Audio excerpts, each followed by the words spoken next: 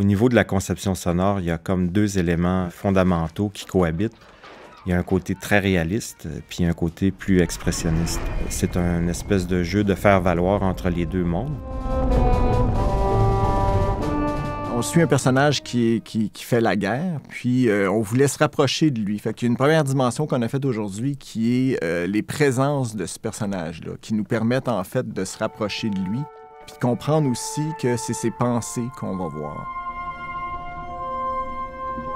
C'est plus léger au début. On a fait des voix d'ambiance qui étaient plus tranquilles au début et tout, mais au fur et à mesure qu'ils vivent la guerre et que là, les obus se mettent à sauter autour d'eux, bien là, c'est sûr qu'il y a un chaos qui s'installe.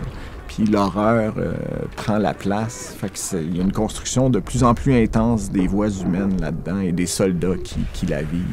On a fait des souffles jusqu'à des cris intenses et des commandements. On a vraiment couvert le spectre de la voix aujourd'hui. Chargez le canon! Chargez! On sait le canon! On tire à 200 yards! Feu! Artillery! Shout! Egg-shell! Whiz-bang! C'est beau, merci. OK, fais-moi des moves, move fast, get moving, come on, shoot now, let's go.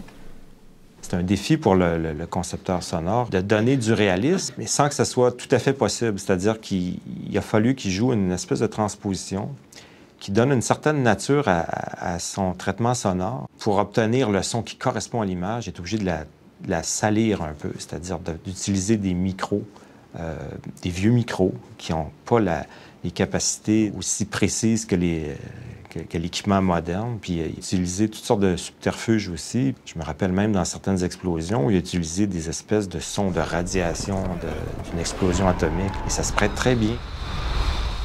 Il y a des textures qu'on voulait aller chercher, il y a du sol, de l'eau, la bouette, la tranchée. Le sol est très, très important. Fait qu'on est beaucoup dans le concret de cette chose-là, mais de la façon que le film est construit, il y a une portion très abstraite vers la fin où l'horreur prend la place. Puis à ce moment-là, on a vraiment décollé au niveau du son et de la musique.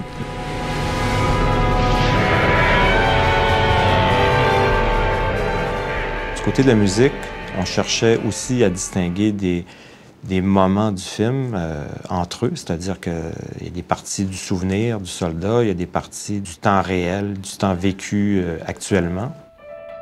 Ce que j'aime de Pierre Desrochers, c'est qu'il compose pour des instruments acoustiques.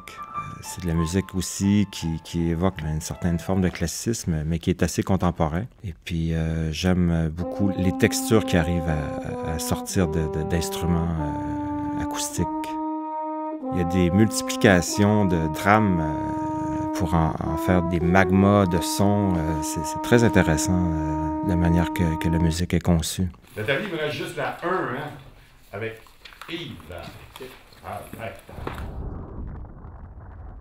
Un des principaux défis du film, c'était de faire vivre la guerre de façon viscérale, donc très organique, très basée sur les sens, donc sur la perception visuelle et sonore, il va sans dire.